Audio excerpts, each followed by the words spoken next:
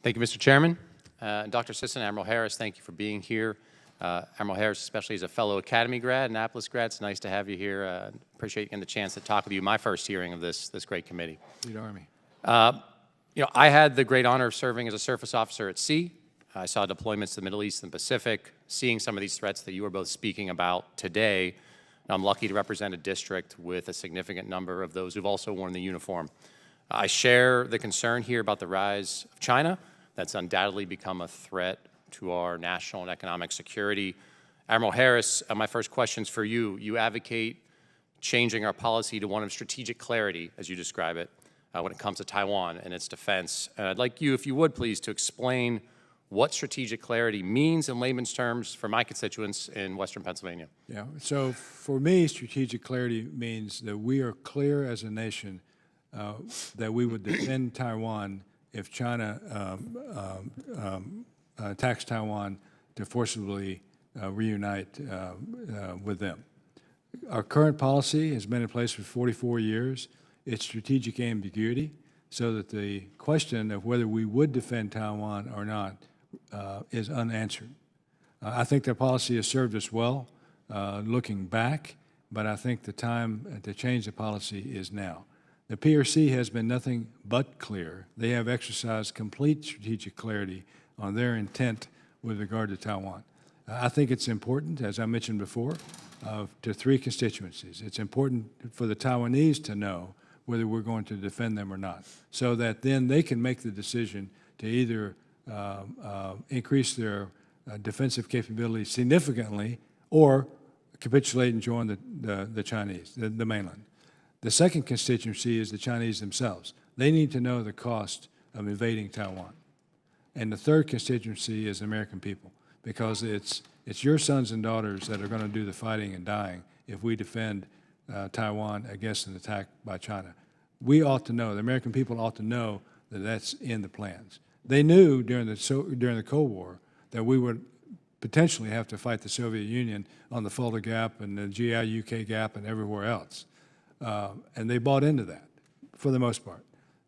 And that question remains unexplored today because of this doctrine, this policy of strategic ambiguity. Well, Admiral, I appreciate your answer and explanation. And one piece I do agree with is that the sons and daughters of this country are the ones who bear the brunt of fighting should it happen. And as you essentially, strategic clarity would have us make a firm and definitive commitment. And I'd ask if you have a sense, what would we expect that sacrifice to be in terms of dollars, in terms of human lives in this country? Yeah, Should we have to rise to Taiwan's defenses? I don't have a sense of the dollar value, but the cost in human lives would be significant. Okay. Admiral, thank you. Dr. Sisson, thank you as well for being here today.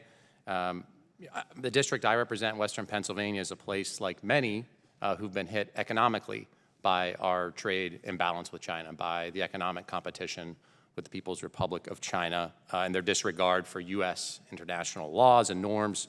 I think Washington is waking up more and more to these costs. I'm pleased that the Biden administration is fighting to bring more of our manufacturing and supply chains back home. My question, Dr. Sisson, to you is, how does this change in our economic strategy to be more confronting of China's economic rise? How might that impact our military posture under the strategy of dual deterrence that I understand you think we ought to continue to support? Quickly, I want to actually answer your last question about the costs to be expected from any kind of militarized engagement.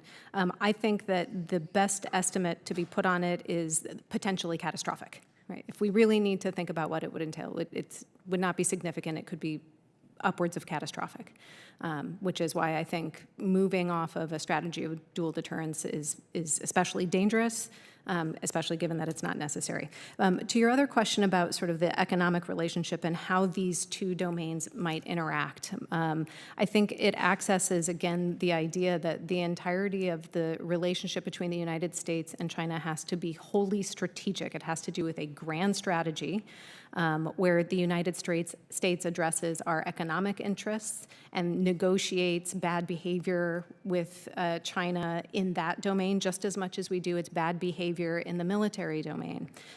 What it's going to require is a lot of good coordination. Thank you, Dr. Sisson. Admiral, thank you as well. Yield back.